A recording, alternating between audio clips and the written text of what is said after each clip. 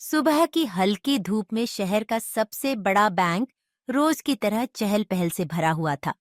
लोग अपने अपने काम में व्यस्त थे। कोई फॉर्म भर रहा था, कोई कैश जमा करवा रहा था। काउंटर के पीछे अनिता गहनता से अपने कंप्यूटर स्क्रीन पर झुकी हुई थी।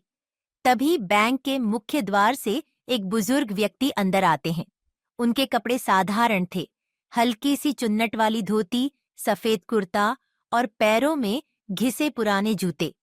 उनके हाथ में एक पुराना मुड़ा तुड़ा लिफाफा था, मानो उसमें कोई खास दस्तावेज या यादगार चीज छुपी हो।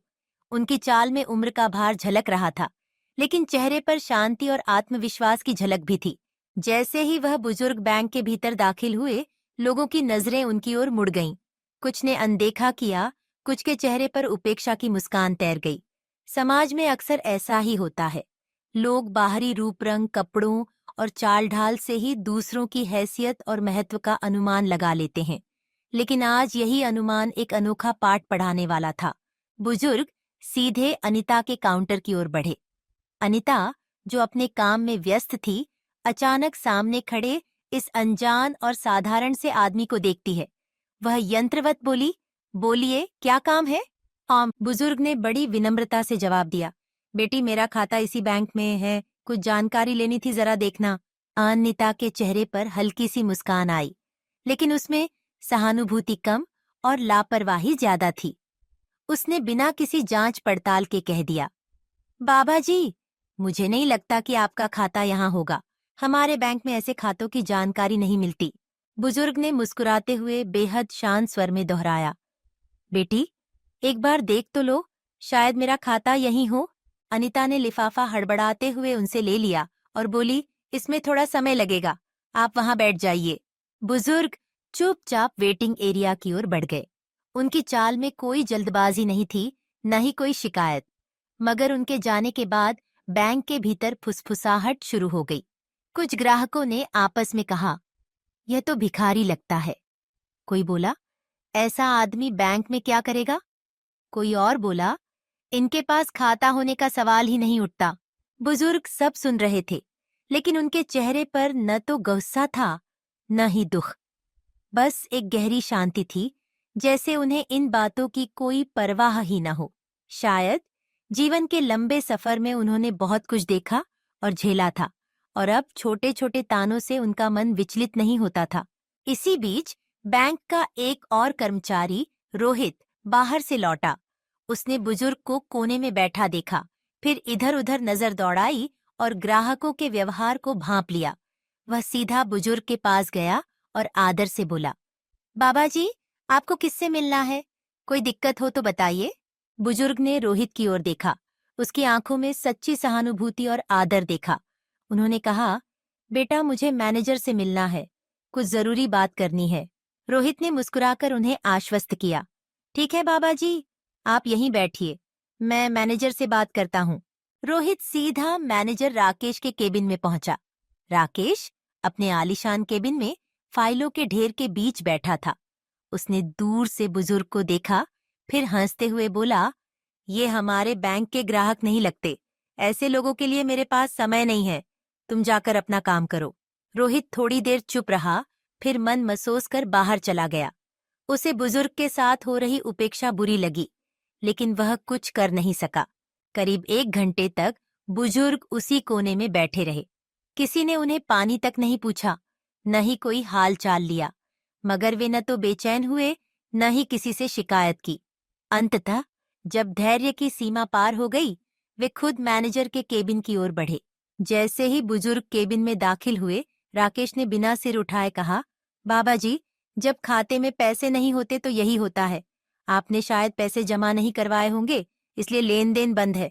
बुजुर्ग ने शांत स्वर में कहा, बेटा पहले एक बार जांच तो कर लो, यूं अंदाजे से क्यों बोल रहे हो? राकेश हंस पड़ा, मेरे पास सालों का अनुभव है, चेहरे देखकर समझ जाता हूँ कौन कितना अमीर है। आपके खाते में कुछ भी नहीं होगा। बुजुर्ग ने धीरे से लिफाफा टेबल पर रखते हुए कहा, ठीक है बेटा, मैं जा रहा हूँ, लेकिन इस लिफाफे को जरूर देख लेना और याद रखना, तुम्हें इसका परिणाम भुगतना पड़ेगा। यह कहकर वे केबिन से बाहर चले गए।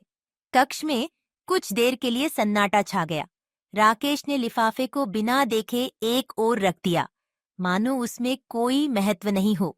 बैंक में कामकाज चलता रहा। कर्मचारियों को, ग्राहकों और यहाँ तक कि अनिता ने भी इस घटना को एक आम बात की तरह ले लिया। मगर रोहित की अंतरात्मा कहाँ शांत रहने वाली थी।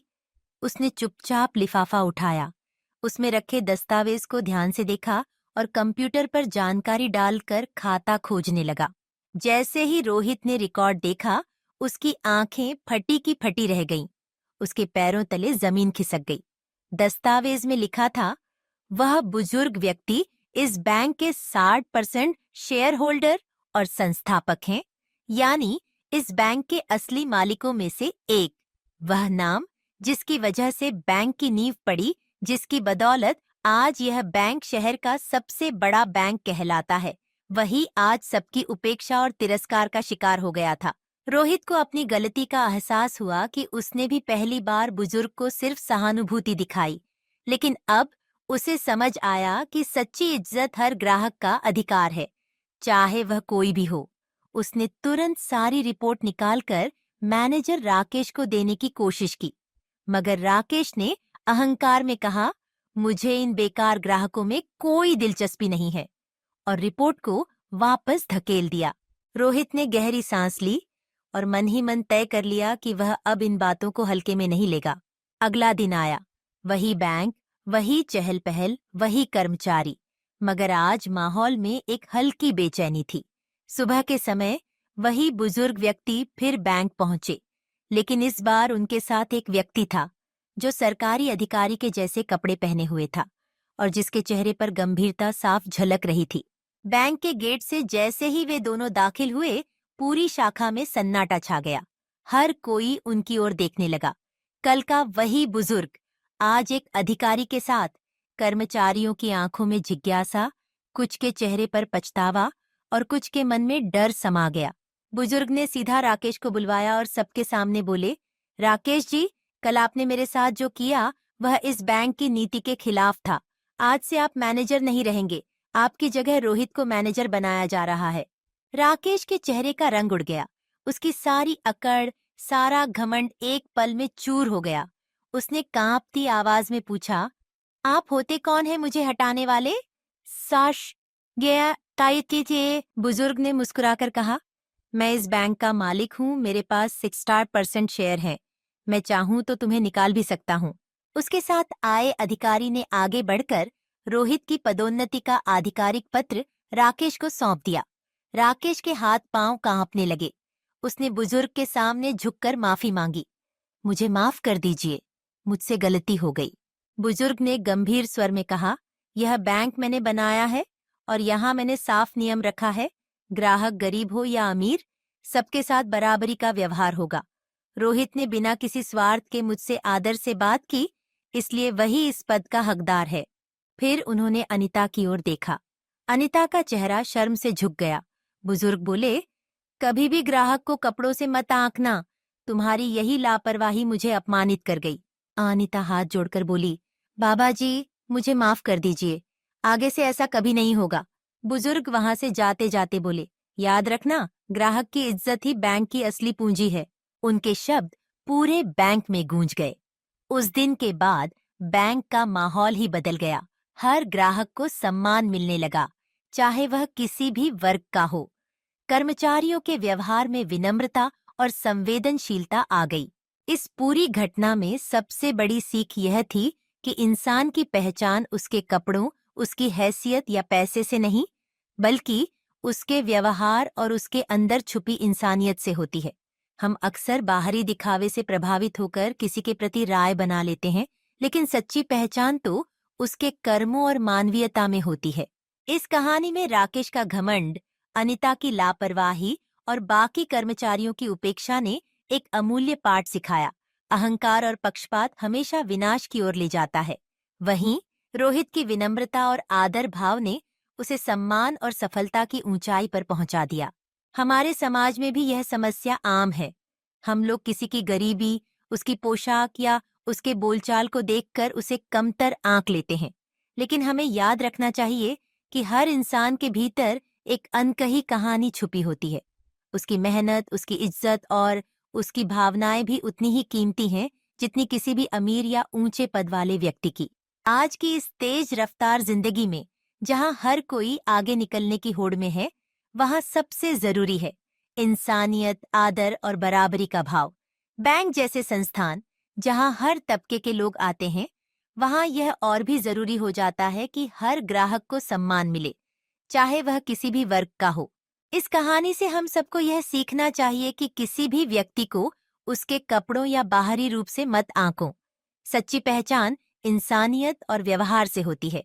आज के इस भौतिकवादी युग में जहां पैसे और पद को ही सब कुछ समझा जाता है, वहां इस तरह की घटनाएं हमें याद दिलाती हैं कि असली पूंजी तो दिलों में छुपी इज्जत और सम्मान है। अगर हम अपने व्यवहार में थोड़ी सी विनम्रता, थोड़ी सी संवेदनशीलता और बराबरी का भाव ला दें, तो समाज में कई कड़वाहटें खुद ब खुद खत्म हो जाएंगी। याद रखिए, किसी का अपमान करने से न तो हमारा कद बढ़ता है, न ही हमारी हैसियत। जो आज कमजोर दिखता है, हो सकता है कल वही आपके लिए सबसे बड़ा सहारा बन जाए। अंत में बुजुर्ग के शब्दों को हमेशा याद रखें, ग्राहक की इज्जत ही बैंक की असली पूंजी है।